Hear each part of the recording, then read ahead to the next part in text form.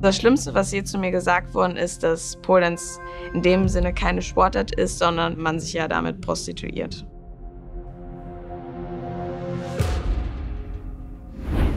Ich bin Charlotte, ich bin Zirkusartistin und meine Spezialisierung ist Flying Pole und Duo Hoop. Also ich habe vor 5 Jahren mit Pole Dance angefangen. Ich habe auf YouTube ein Video gesehen von einer sehr bekannten Pole Dancerin und dachte, wow, ich finde es mega cool, was sie macht. Es ist halt super schön, weil es nicht nur Pole Dance ist, es steckt so viel mehr dahinter. Durch Pole Dance habe ich eine tolle Community bekommen und Pole Dance ist so vielseitig. Du hast Krafttraining, du hast Distanztraining, du hast dein Flexibilitätstraining und das hat mir so gut an Pole Dance bekommen. Pole Dance hat super viele Vorurteile, weil man halt sehr viel Haut zeigt. Oft verstehen Leute das nicht und haben direkt halt auch, glaube ich, halt einfach eine Stripperin dann im Kopf. Also das Schlimmste, was je zu mir gesagt worden ist, dass Pole Dance in dem Sinne keine Sportart ist, sondern man sich ja damit prostituiert.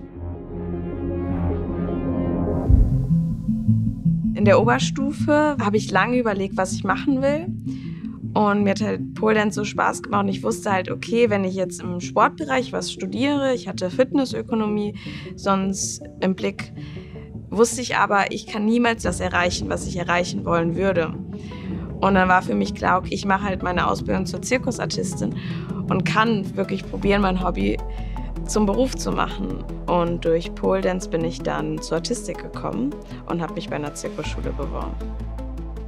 In den 3 Jahren lernst du halt mehr Kraft aufzubauen, versuchst dich halt in jedem deiner Unterrichtsfächer zu verbessern.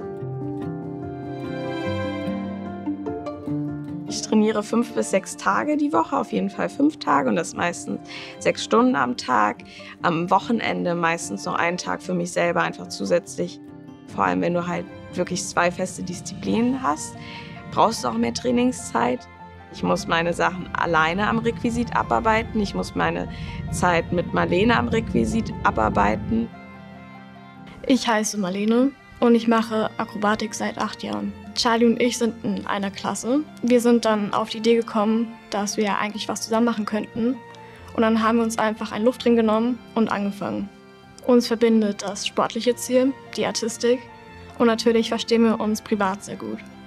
Charlie ist ein Vorbild, nicht nur für mich, sondern auch für andere, weil sie einfach sehr stark ist, nicht nur vom Körperlichen her, sondern auch vom Geistlichen. Ich glaube, meine Familie und Freunde würden sagen, Charlie beißt sich durch, egal was ist. Du hast ein Ziel vor Augen, das möchte ich erreichen und auch an schlechten Tagen trainierst du und dann geht das und dann schaffst du es auch.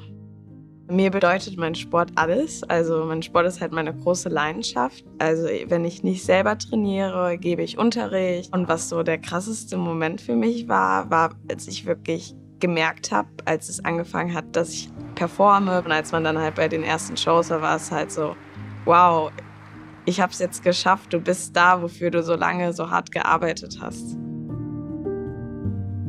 Wovor ich am meisten Angst habe, dass ich wirklich mal während der Show von der Pole oder vom Hub runterrutsche, weil einfach der Grip an dem Tag von den Händen nicht da war und man sich dann natürlich verletzen würde. Der höchste Punkt, mit dem ich jetzt an der Flying Pole bis jetzt hing, war 9 Meter, aber der Durchschnitt ist, dass ich ungefähr so 5 Meter in der Luft bin. Es ist ein sehr schönes Gefühl, so hoch in der Luft zu hängen. Aber am Anfang ist es auch immer ein bisschen Gewöhnung. Es kann auch gruselig für mich sein. Also bei den Shows und beim Training bin ich mit einer Matte gesichert. Aber das Vertrauen in mich selber und in meine Trainingspartnerin ist viel wichtiger, als dass die Matte überhaupt da liegt. Natürlich, weil man sich festhält. Manchmal hänge ich nur an ihr. Und wenn sie mich nicht richtig festhält, dann würde ich runterfallen.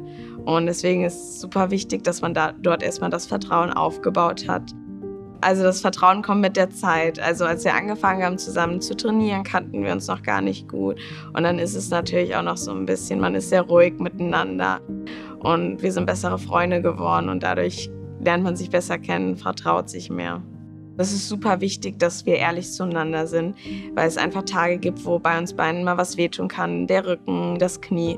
Dann ist es super wichtig, dass wir es einfach miteinander kommunizieren.